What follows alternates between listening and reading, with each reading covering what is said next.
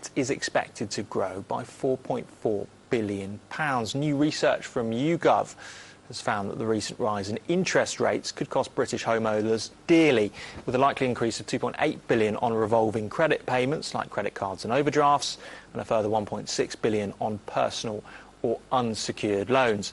Well, Paula John, a journalist and mortgage specialist, joined me to talk through some helpful tips if you're worried about your monthly payments skyrocketing across the board. Essentially, it's research carried out by Pepper Money, which is a mortgage lender. So they did some research on consumers who own their own properties already, looking at the unsecured debt they have. So when you have a mortgage, that's secured on your property, but most people who have a mortgage will also have credit cards, maybe store cards, maybe an overdraft, etc.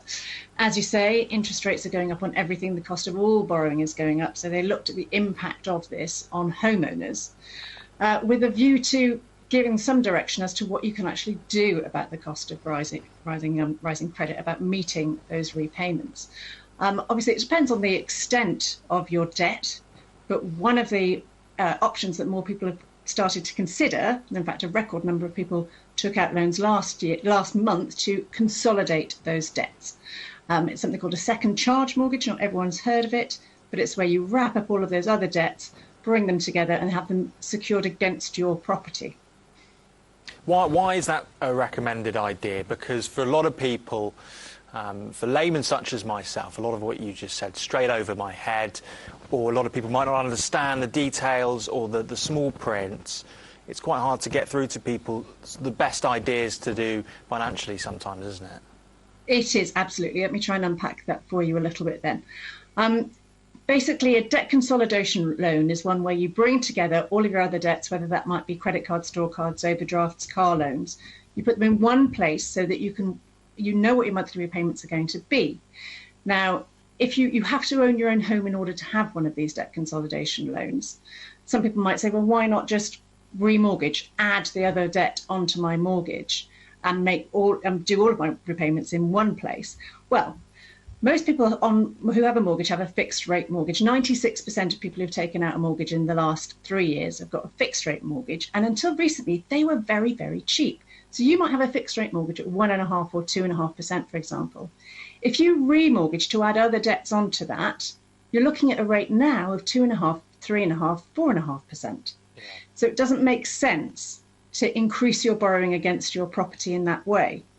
What you might want to consider doing, and it's not for everyone, and you need to take financial advice, but is taking out a debt consolidation loan alongside your mortgage, where you will be paying a higher rate on that bit, but it allows you to keep the two separate. So you keep your main mortgage at its nice low rate, and then you take a further second charge mortgage to consolidate your debts running alongside that.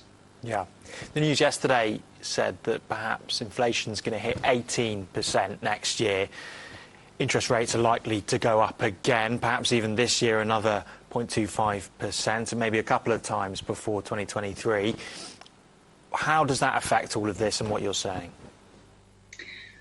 Basically, interest rates going up it's inevitability. The only argument among economists is how far they're going to go. Some are saying 2.75% by the end of the year, some 3%, some 4%. That's going to impact everybody with any sort of borrowing, unless you have a fixed rate mortgage, which the vast majority of people in the UK do, fortunately, so they will be protected to an extent on their main mortgage. However, the cost of any other sort of borrowing, anything on a variable rate, will become more expensive.